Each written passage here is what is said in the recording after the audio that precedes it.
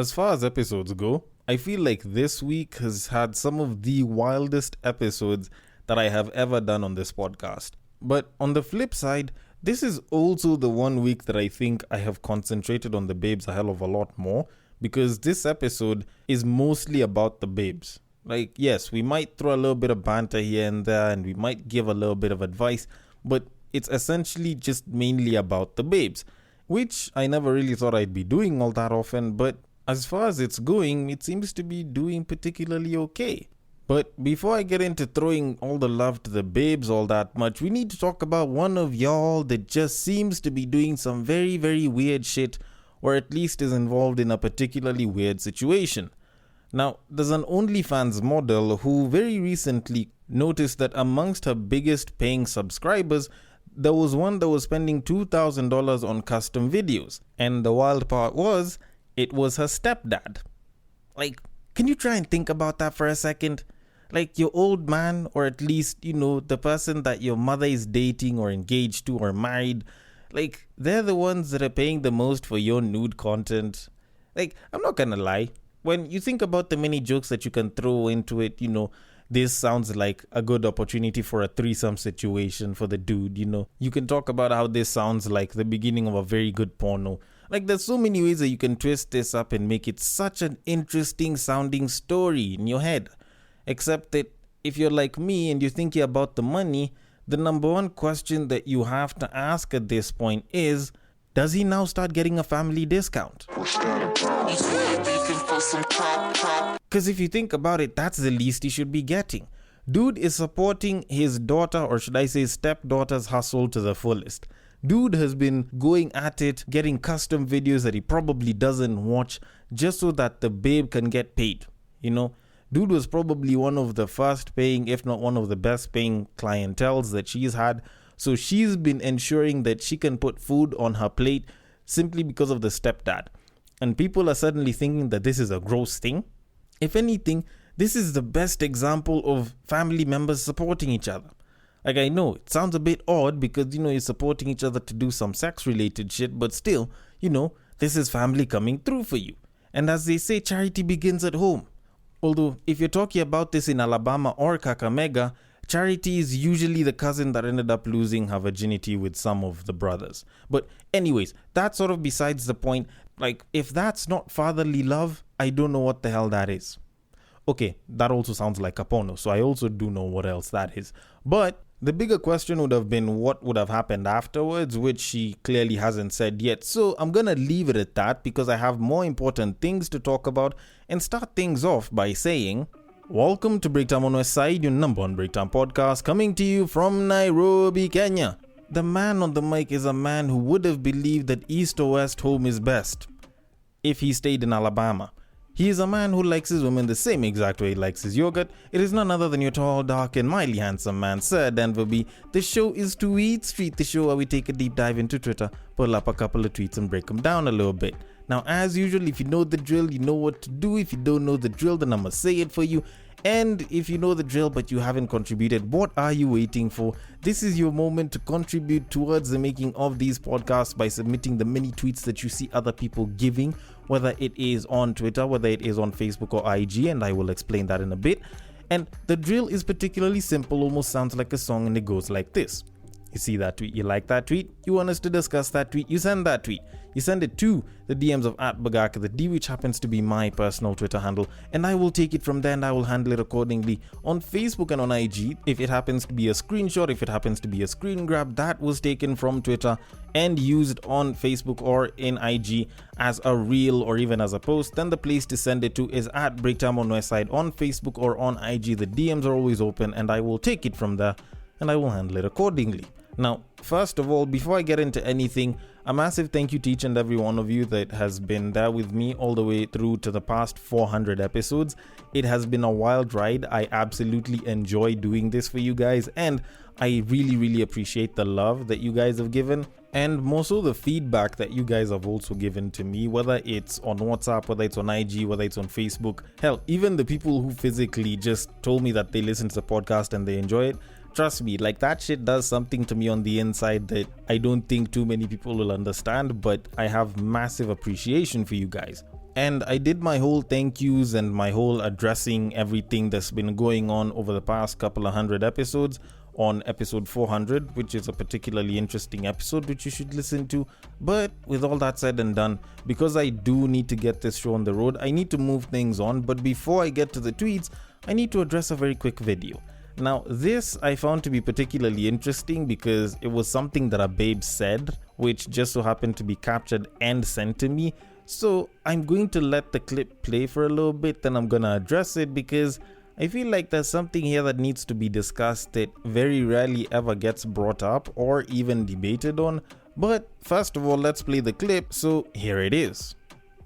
Imagine thinking being friend-zoned is worse than someone you thought liked and valued you as a whole person just wanting to fuck you. Misogynists will complain about being put in the friend zone without ever acknowledging how dehumanizing it is to put people in the fuck zone. Okay, apparently it's dehumanizing to put people in the fuck zone as opposed to the friend zone, blah blah, and misogynists don't understand it. Okay, I get it. Now, the interesting part about this is I don't think there's too many people that acknowledge the fuck zone or understand the fuck zone. Normally, I'm used to calling it the sex only zone, but I guess fuck zone just sounds a lot better. But to kind of put it into context, for those of y'all that don't entirely understand the fuck zone, it's pretty much like the opposite of the friend zone, or like the antithesis of the friend zone of some sorts. Like, it mostly happens to the babes as opposed to the guys who usually end up in the friend zone. And while it also does happen to some guys, especially in like friends with benefits situations, which is an entirely different discussion, normally you find that it's a situation where a babe has the feels for a guy or wants to be with a guy, and you know, even the genders could be swapped, but yeah, most times it's a babe that has the feels for a guy. The guy does not particularly want to date this babe, but the babe is willing to let him hit, so the guy hits and hits and hits and hits. And the weird thing is, like, most times you find that the babe knows very well that this guy is not doing it with the intention of dating, but she's still letting him hit. And yes, you can talk about how dehumanizing it is, but the shorty knows very well that this guy is hitting and he's not exactly trying to date the babe. And in some ways you can compare it to the friend zone in that, you know, someone's trying to get into a relationship with the other person. But I guess the major differentiating factor around this is the fact that a lot of times dudes get into the friend zone not knowing that they're in the friend zone, or, you know, hoping that, you know, they're not in the friend zone. But babes normally know very well that the dude is just trying to smash. A lot of times it's just that they're hoping or they're trying to change the dude's mind so that the guy can be like, oh shit, this pussy is so good, I might as well date the babe. Which usually doesn't happen. Like, that doesn't really happen as much.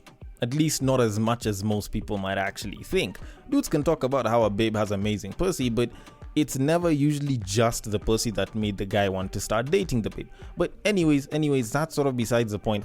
I think the biggest differentiating factor, at least for me, as to why I think the fuck zone is better than the friend zone, is because at the end of the day, unlike the friend zone, in the fuck zone, both people get pleasure at the end of it. Yes, there's the bad aftertaste of, oh shit, I just let this guy shag me and, you know, maybe he held me and I felt great, but it's not particularly real because he's not like put a ring on it and he hasn't like asked me to be his girlfriend and we're not dating and shit.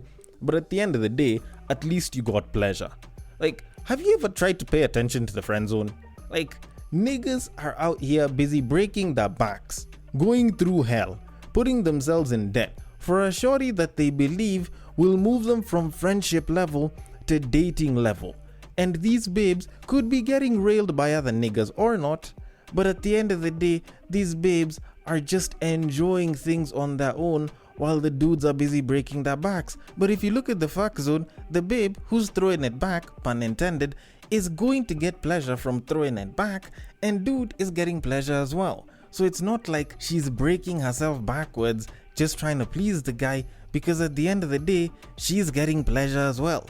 She's just not getting the full package. Like, this is almost like a free trial level that she's getting, as opposed to dudes who are pretty much paying premium service just to go to the kitchen and cook their own meals and serve themselves with a tablecloth and shit.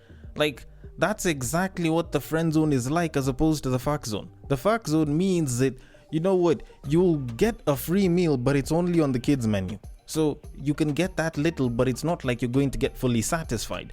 So for someone to come and say, misogynists don't think about how dehumanizing, first of all, both sides, friend zone and fuck zone, will have both people at some point knowing exactly where they fall in that entire dynamic. And the question is usually whether they choose to get out of their own will and possibly risk ending the interaction that they're having with the other person, or they would much rather continue staying there and getting crumbs for whatever bread that they wish they got. Like, at the end of the day, both sides are exploitative. Like, the friend zone exploits men, the fuck zone exploits babes, but at the end of the day, it's entirely up to you as an individual whether you want to get out of it or not, because you're not exactly stuck there. But anyways, if you are stuck in any one of those zones, I hope dignity and willpower do get you out. But with all that said and done, I need to leave things as they are because clearly I can't get you out, and move things on to the tweets. So on to our very first tweet of this episode. At times, I usually feel for women who've hit 30 and they're single. Must be lonely AF. This banter aside, our education system flawed the thinking of our women. Bagging a degree is not the ultimate achievement. Bagging a degree plus a man and a family is. And of course a job. It's misleading. Okay, now I know I may have been one of the many people that speaks about women who are above the age of 30 and how tough it is and how, they should settle down and everything. Like, I know I might have been saying a lot about that, but to be very honest, I feel like we've given them the short end of the stick for long enough. Like, this is just me saying it, and I'm mostly saying it as someone who's been doing this for a while, who's seen this sort of rhetoric and this sort of talking point being used and overused for a while. And especially as someone who's interacted with people who are 30 plus, I honestly feel like we've been giving them the short end of the stick and we've been a little too hard on these women. And I feel like, especially as men, we need to back off. Like, to be very honest, I feel like we need to back off. And I know it sounds blue-pilled, it sounds like I'm being too easy, or I don't understand, or it's just how the world is, blah, blah, blah. But to be very honest, I feel like a lot of women that are over the age of 30, hell, even the ones that are under the age of 30, back in the day, were probably confused by the elders that were busy trying to tell them what a successful life for a woman is supposed to be like. And I know there's some people that might think I'm thinking in one way versus another, and before you make whatever judgments you want to make, just bear with me as I try to explain this, okay? So when you think about way back in the day when people were busy being told what it is that they should be doing as they grow up, of course, everyone was being told how they should work hard in school, get good grades, then they can go to university and then get a good job and be successful. And both genders were told this. And the women were told, you go, you work hard, you go to university, you get a good job, you get a good career, you get a good partner, and you end up marrying them, and you have a nice family with a nice house, blah, blah, blah.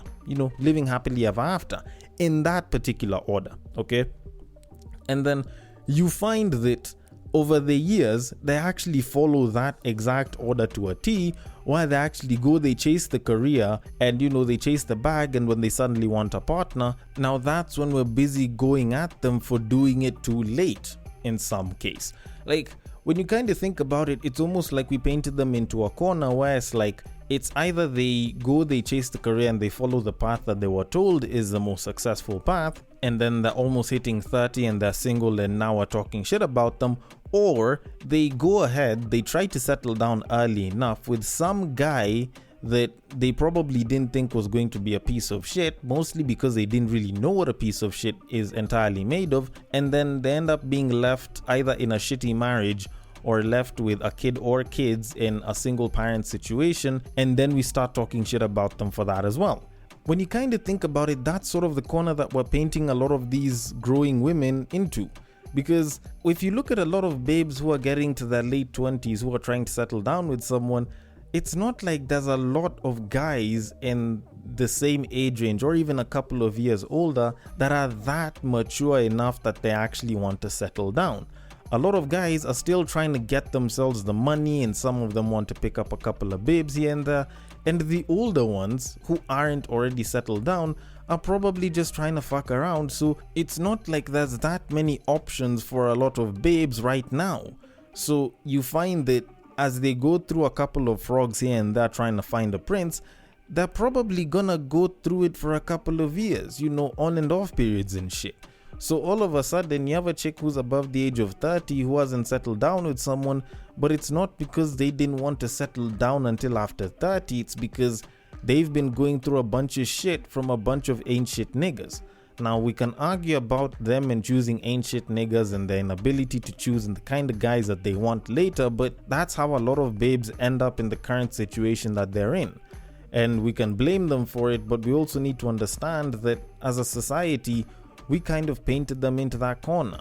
So honestly, I think we should stop laying blame on them because they're 30 plus years old and single, because to some degree, we're also to blame for it. But then again, I might be wrong about that shit, but I am going to leave it at that and move things on. So on to the very next tweet of this episode.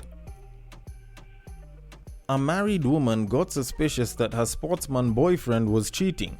She invited her 4 brothers to go confront him and shoot his shit up. The 4 dudes showed up to the sportsman's house, an altercation ensued, and the life of one of the 4 dude bros was ended.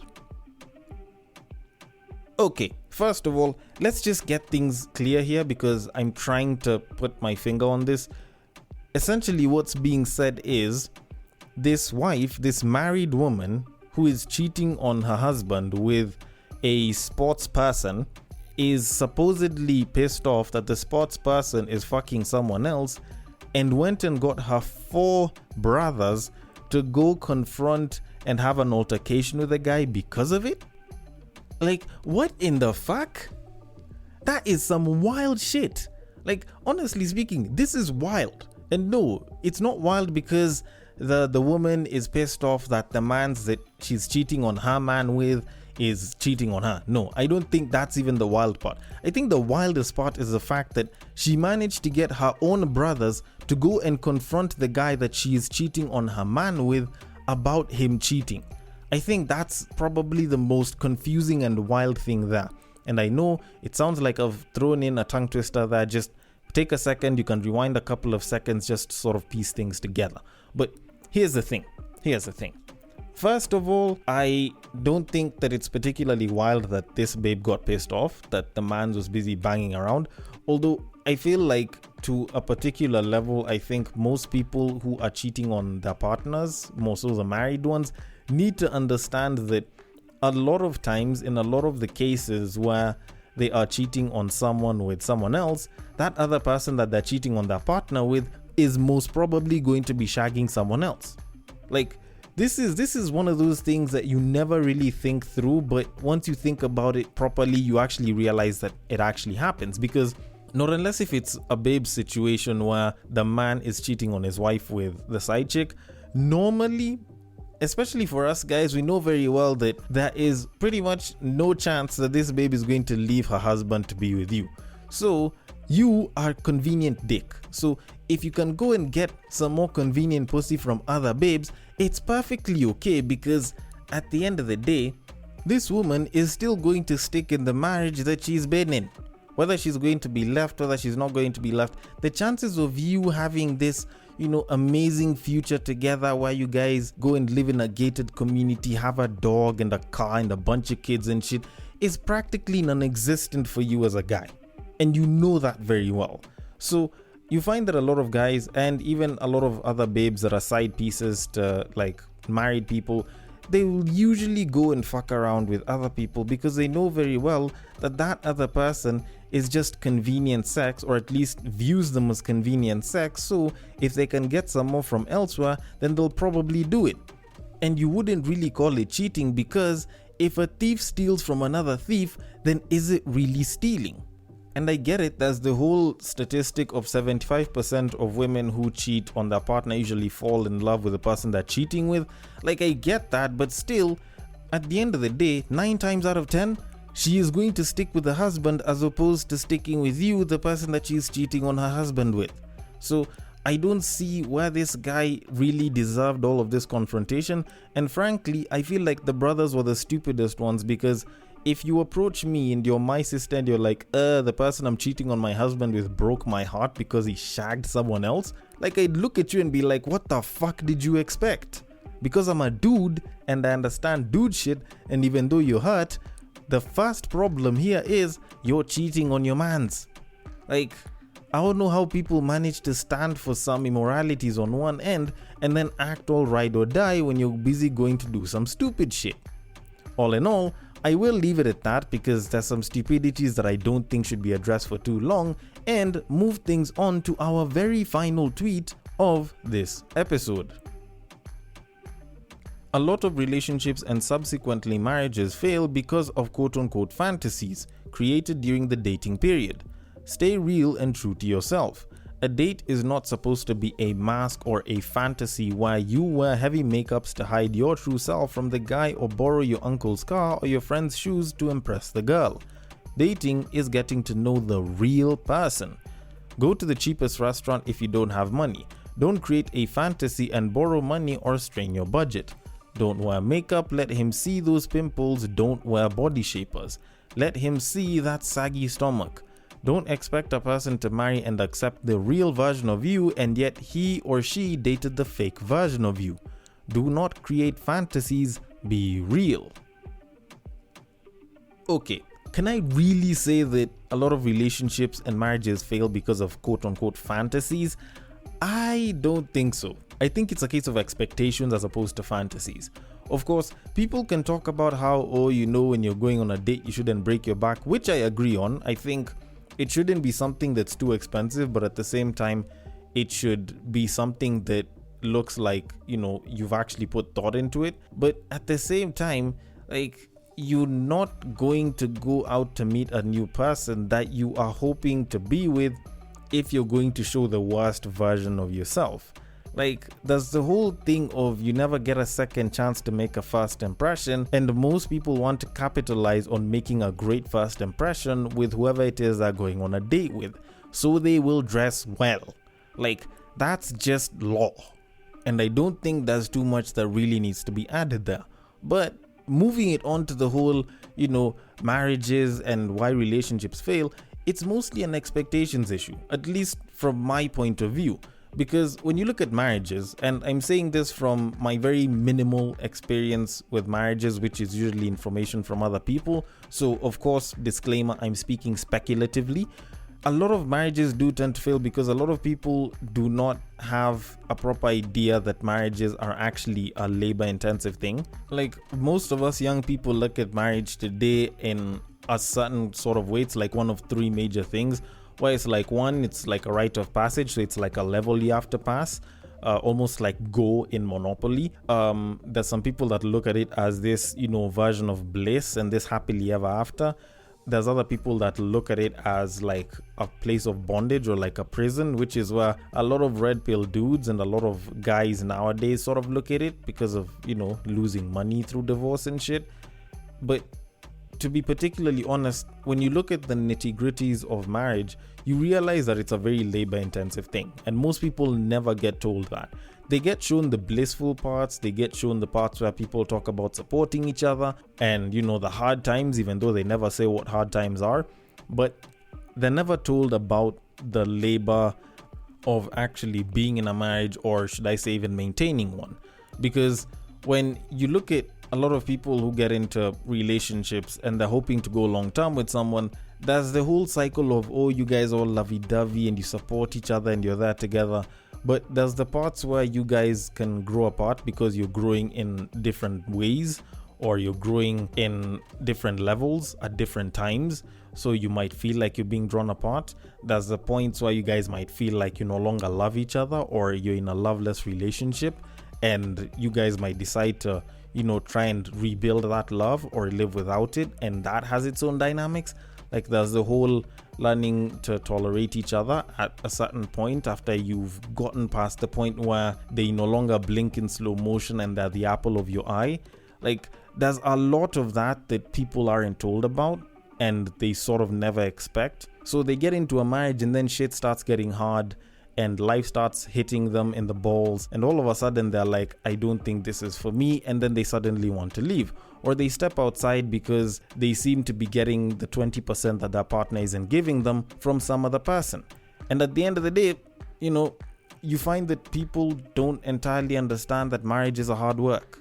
Like, you've only been shown the good bits or the end-all be-all side of it, but you haven't really been shown where the labor is. And I think if more people were sensitized on that, then probably they'd be a little bit more conscious in terms of partners and whether they actually want to take the plunge and everything. But all in all, that's just my analysis of it. And I might be wrong or I might be right, but either way, I want your thoughts on it. The DMs are open. On Twitter, it is at Bagaka the D. On Facebook and on IG, it is at Breaktime on Westside. Thank you so much for listening all the way till the end, and I will catch you guys on the next break.